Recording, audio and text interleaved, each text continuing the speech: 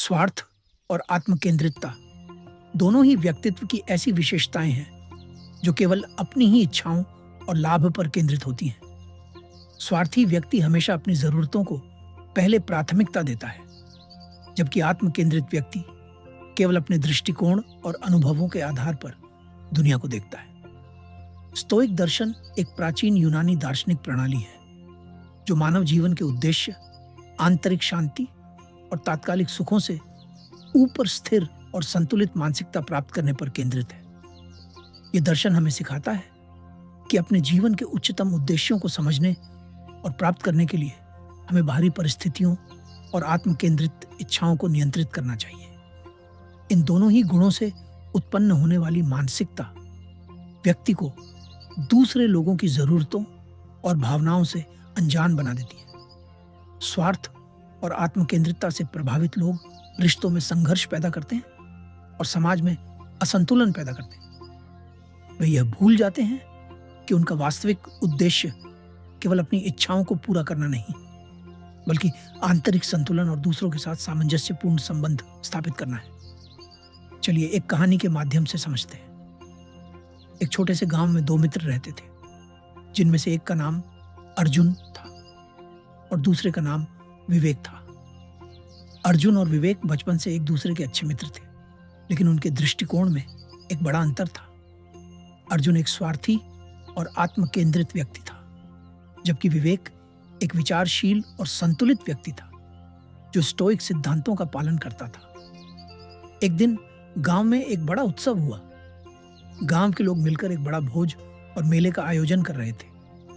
अर्जुन ने देखा कि इस उत्सव में उसे बहुत सारी चीजें मुफ्त मिलेंगी और वह अपने लाभ के लिए हर संभव तरीका अपनाने की योजना बनाने लगा। उसने सोचा, अगर मैं सबसे पहले भोज स्थल पर पहुंचूं तो मुझे सबसे स्वादिष्ट भोजन मिलेगा।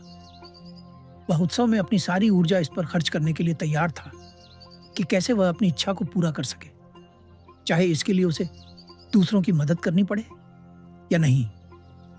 विवेक ने देखा कि अर्जुन की यह मानसिकता केवल उसकी आत्मकेंद्रितता और स्वार्थ को दर्शाती है।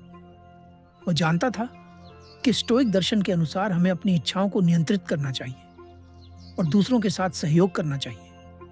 विवेक ने निर्णय लिया कि वह उत्सव में केवल उन लोगों की मदद करेगा जिन्हें जरूरत है, और वह अपनी खुशी दूसरों की मदद में पाएगा, न कि सिर्फ अपने लाभ में।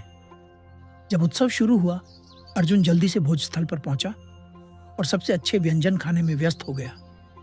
उसने देखा कि कुछ लोग भोजन की कतार में इंतजार कर रहे थे, लेकिन उसने उनकी कोई मदद नहीं की। उसकी केवल यही सोच थी कि वह खुद का पेट कैसे भर सकता है। इस बीच विवेक ने दूसरों की मदद की और सभी को समान रूप से भोजन दिया ताकि कोई भी भूखा न रहे। उसने अपने भोजन का हिस्सा सिर्फ अपनी जरूरत के अनुसार लिया और अन्य लोगों को प्राथमिकता दी। जब उत्सव समाप्त हुआ और लोग अपने अपने घर लौटने लगे, अर्जुन महसूस करने लगा कि उसे खुशी नहीं मिल रही है। उसे समझ में आया कि तात्कालिक सुख और खुद के लिए चीजें इकट्ठा करना केवल एक अस्थायी संतोष देता है। उसने देखा कि विवेक को आत्मसंतुष्टि मिल रही थी क्योंकि वह दूसरों के प्रति दयालु था और उसने खुद को सिर्फ अपनी इच्छाओं तक सीमित नहीं रखा था। अर्जुन को यह एहसास हुआ कि उसका स्वार्थ और आत्मकेंद्रितता उसे वास्तविक खुशी और संतोष से दूर रख रहे थे। स्वार्थी और आत्मकेंद्रित व्यक्ति अपने जीवन में मानसिक असंतुलन और अराजकता का अनुभव करते हैं। वे केवल अपनी इच्छाओं और लाभों के बारे में सोचते हैं, लेकिन जब वे अपनी मानसिक स्थिति और आत्मिक शांति पर ध्यान नहीं देते तो वे स्थायी संतुष्टि हासिल नहीं कर सकते। स्टोइक दर्शन इस पर बल देता है कि आंतरिक शांति और सामूहिक भलाई की ओर ध्यान केंद्रित करना चाहिए।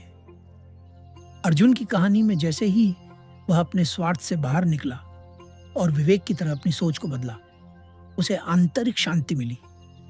स्वार्थ और आत्मकेंद्रितता से उभरने का यही तरीका है, दूसरों की भलाई में भाग लेना, अपनी इच्छाओं पर नियंत्रण रखना और मानसिक संतुलन बनाए रखना। इस स्टोइक दर्शन निष्कर्ष हमें यह सिखाता है कि जीवन का वास्तविक उद्देश्य केवल बाहरी सुखों और स्वार्थ को प्राप्त करना नहीं है, बल्कि आंतरिक शांति, नैतिकता और समाज के प्रति जिम्मेदारी निभाना है। स्वार्थ और आत्म केंद्रितता केवल अस्थायी संतोष दे सकते हैं, लेकिन स्थायी सुख और संतोष तभी प्राप्त होते हैं जब हम अपनी इच्छाओं पर नियंत्रण रखते हुए दूसरों के प्रति दयालु और सहायक होते हैं। अर्जुन और विवेक की कहानी के माध्यम से हम यह समझ सकते हैं कि आंतरिक शांति और वास्तविक खुशी के लिए हमें अपने स्वार्थ और आत्म केंद्रितता से ऊपर उठकर सामूहिक भलाई की दिशा में सोचना चाहिए।